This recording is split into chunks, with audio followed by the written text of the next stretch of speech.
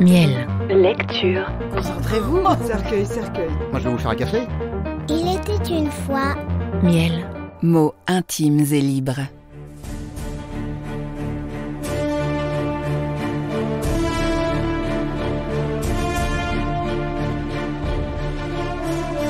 Le comte de Monte Cristo. Lu par Martin Amick. Chapitre 2. Le père et le fils.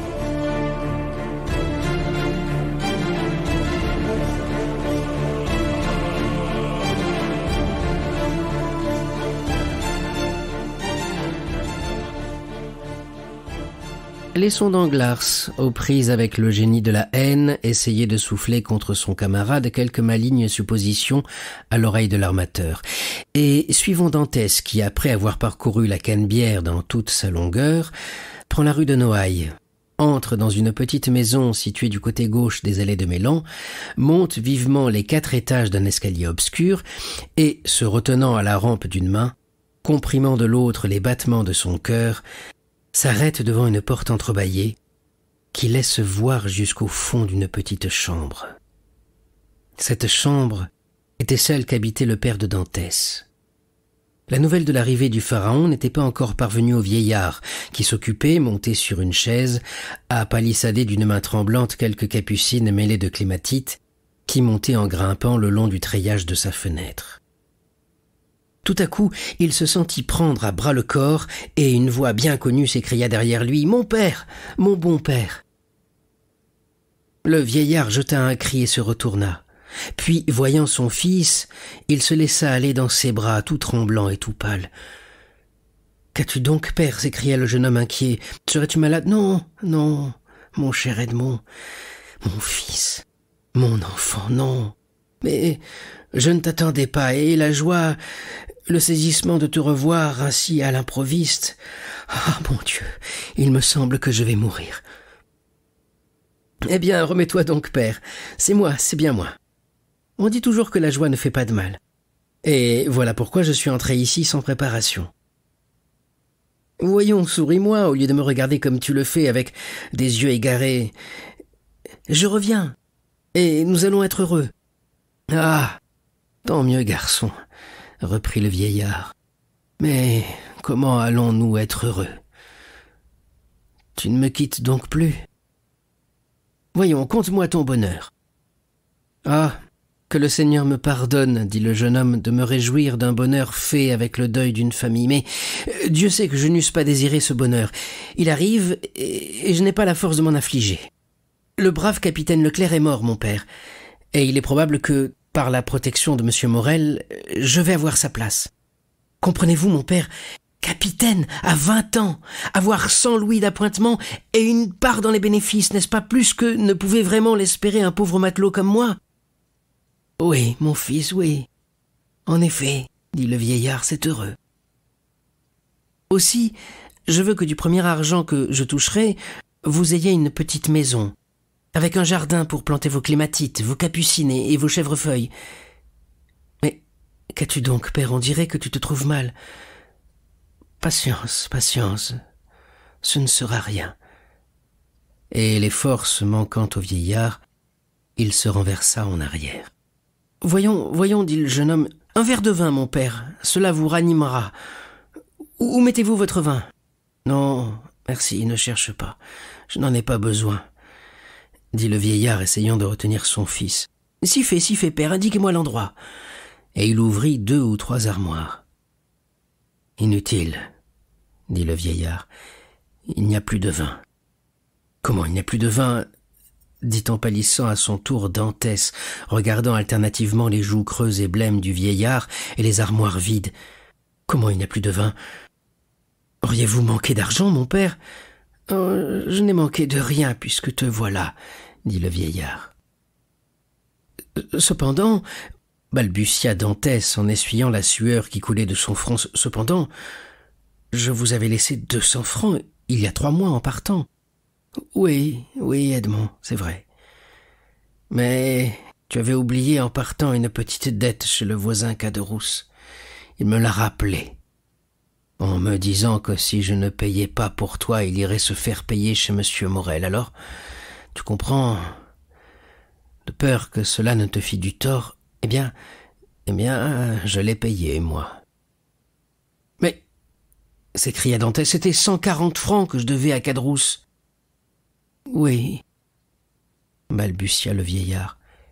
Et vous les avez donnés sur les 200 francs que je vous avais laissés? » Le vieillard fit un signe de tête. « Ah, de sorte que vous avez vécu 3 mois avec 60 francs, murmura le jeune homme. Oh, tu sais combien il me faut peu de choses, dit le vieillard.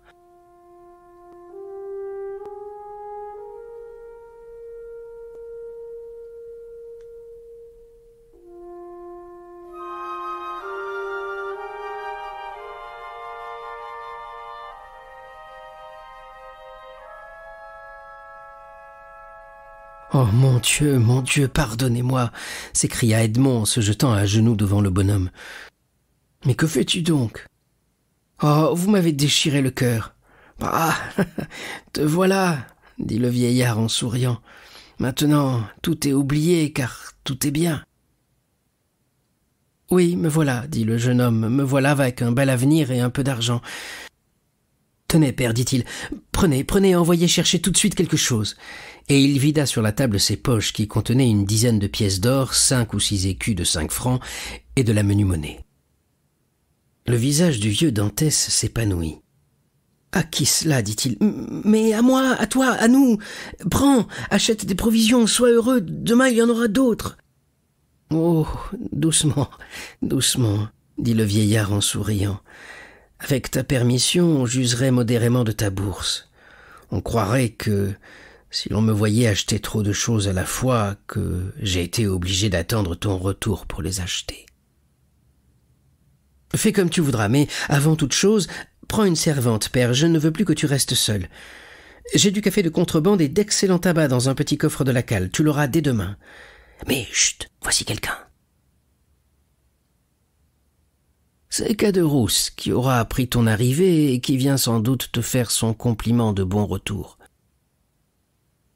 Bon, encore des lèvres qui disent une chose, tandis que le cœur en pense une autre, murmura Edmond. Mais n'importe. C'est un voisin qui nous a rendu service autrefois, qu'il soit le bienvenu. En effet, au moment où Edmond achevait la phrase à voix basse, on vit apparaître, encadré par la porte du palier, la tête noire et barbue de Caderousse. C'était un homme de 25 à 26 ans. Il tenait à sa main un morceau de drap qu'en sa qualité de tailleur, il s'apprêtait à changer en un revers d'habit. « Eh, te voilà donc revenu, Edmond » dit-il avec un accent marseillais des plus prononcés et avec un large sourire qui découvrait ses dents blanches comme de l'ivoire. « Comme vous voyez, voisin Caderousse, est prêt à vous être agréable en quelque chose que ce soit, » répondit Dantès en dissimulant mal sa froideur sous cette offre de service. « Merci. Heureusement, je n'ai besoin de rien. Et ce sont même quelquefois les autres qui ont besoin de moi. » Dantès fit un mouvement. « Je ne te dis pas cela pour toi, garçon. Je t'ai prêté de l'argent, tu me l'as rendu. Cela se fait entre bons voisins, nous sommes quittes. » « On n'est jamais quitte envers ceux qui nous ont obligés, dit Dantès. Car lorsqu'on ne leur doit plus d'argent, on leur doit la reconnaissance. Oh, à quoi bon me parler de cela? Ce qui est passé, est passé. Parlons de ton heureux retour, garçon. J'étais donc allé comme cela sur le port pour rassortir du drap marron, lorsque je rencontrai l'ami Danglars. « Toi, à Marseille? Eh oui, tout de même, me répondit-il. Je te croyais à Smyrne. J'y pourrais y être, car j'en reviens. Ah, et Edmond, où est-il donc, le petit? » « Mais chez son père, sans doute, » répondit Danglars. « Et alors je suis revenu, » continua Caderousse, « pour avoir le plaisir de serrer la main à un ami. » « Ce bon Caderousse, » dit le vieillard, « il nous aime tant. »« Ah, certainement que je vous aime, et que je vous estime encore, attendu que les honnêtes gens sont rares. Mais il paraît que tu deviens riche, garçon. » Continua le tailleur en jetant un regard oblique sur la poignée d'or et d'argent que Dantès avait déposée sur la table.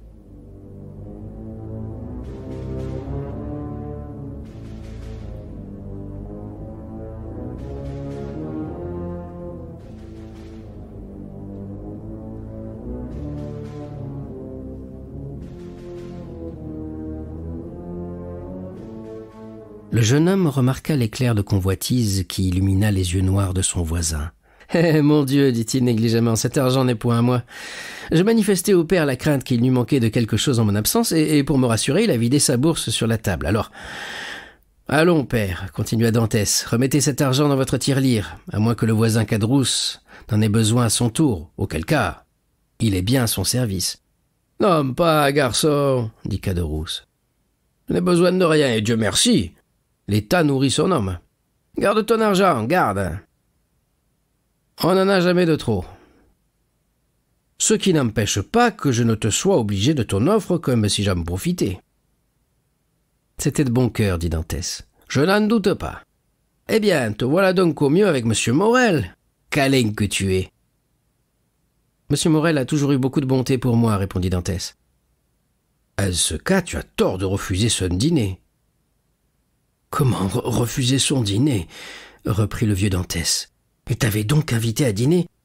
Oui, père, reprit Edmond en souriant de l'étonnement que causait à son père l'excès de l'honneur dont il était l'objet. Et pourquoi donc as-tu refusé, fils? Demanda le vieillard. Pour revenir plutôt près de vous, mon père, répondit le jeune homme. J'avais hâte de vous voir. Cela l'aura contrarié, ce bon monsieur Morel, reprit Caderousse. Et quand on vise à être capitaine, c'est un tort que de contrarier son armateur. Je lui expliquai la cause de mon refus, reprit Dantès, et il l'a comprise, je l'espère. Ah! C'est que, pour être capitaine, il faut un peu flatter ses patrons. J'espère être capitaine sans cela, répondit Dantès. Ah, tant mieux, cela fera plaisir à tous les anciens amis. Et je sais quelqu'un là-bas derrière la citadelle de Saint-Nicolas qui n'en sera pas fâché. Mercédès? Dit le vieillard. Oui, mon père, reprit Dantès. Et avec votre permission, maintenant que je vous ai vu, maintenant que je sais que vous vous portez bien et que vous avez tout ce qu'il vous faut, je vous demanderai la permission d'aller faire visite aux Catalans. Va, mon enfant, dit le vieux Dantès, et que Dieu te bénisse dans ta femme comme il m'a béni dans mon fils. Sa femme, dit Caderousse. Comment vous y allez, père Dantès? Elle n'est pas encore, ce me semble. Non, mais selon toute probabilité, répondit Edmond, elle ne tardera pas à le devenir. N'importe, dit Caderousse. Tu as bien fait de te dépêcher, garçon. Pourquoi cela? Parce que la Mercédès est une belle fille, et que les belles filles ne manquent pas d'amoureux. Celle-là, surtout. Et ils la suivent par douzaines. Vraiment, dit Edmond avec un sourire sous lequel perçait une légère nuance d'inquiétude. Oh oui, reprit Caderousse. Et de beaux partis même, mais tu comprends, tu vas être capitaine. On aura garde de te refuser, toi. Ce qui veut dire, reprit Dantès avec un sourire qui dissimulait mal son inquiétude, que si je n'étais pas capitaine... fit Caderousse. Allons, dit le jeune homme, j'ai meilleure opinion que vous des femmes en général et de Mercédès en particulier, et j'en suis convaincu, que je sois capitaine ou non, elle me restera fidèle. Tant mieux, dit Caderousse. C'est toujours quand on va se marier une bonne chose que d'avoir la foi, mais n'importe. Crois-moi, garçon, ne perds pas de temps à aller lui annoncer ton arrivée et à lui faire part de tes espérances. J'y vais, dit Edmond. Il embrassa son père, salua Caderousse d'un signe et sortit. Caderousse resta un instant encore, puis, prenant congé du vieux Dantès, il descendit à son tour et alla rejoindre Danglars, qui l'attendait au coin de la rue Sénac.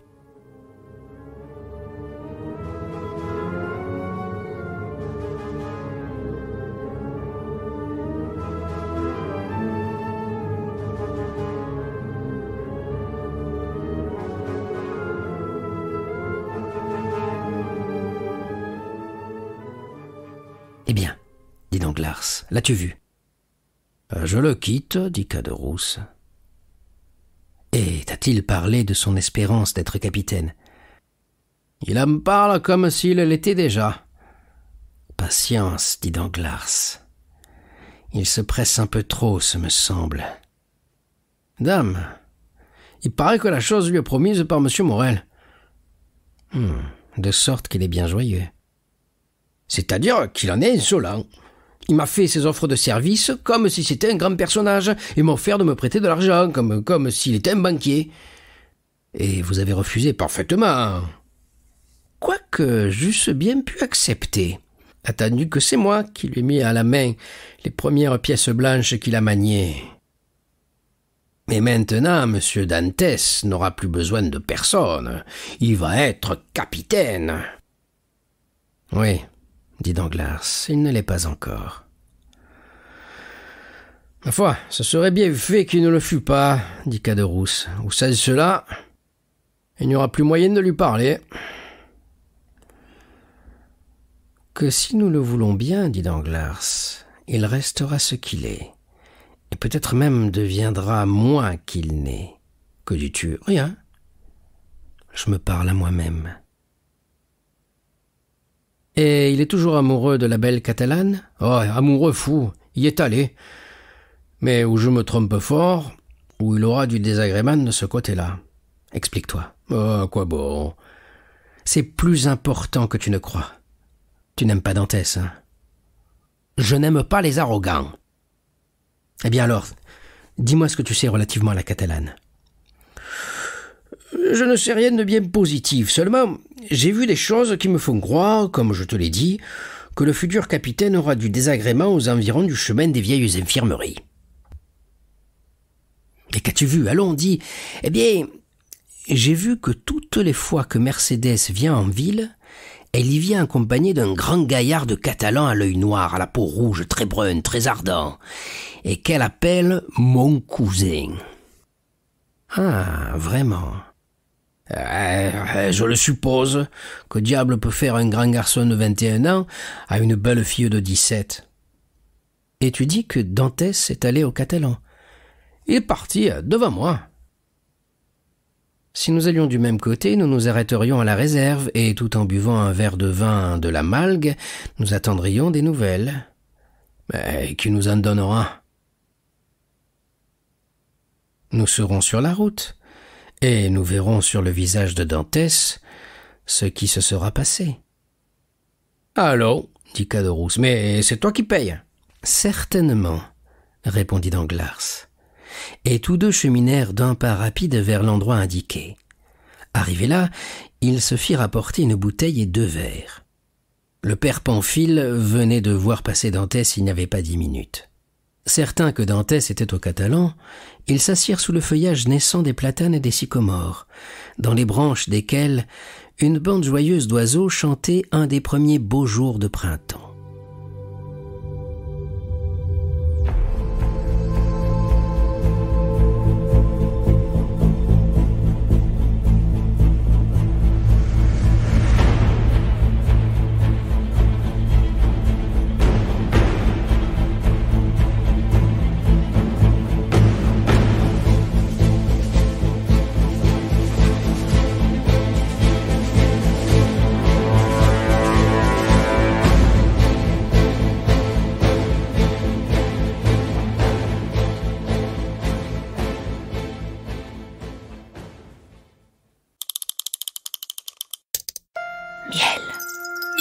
Mots intimes et libres.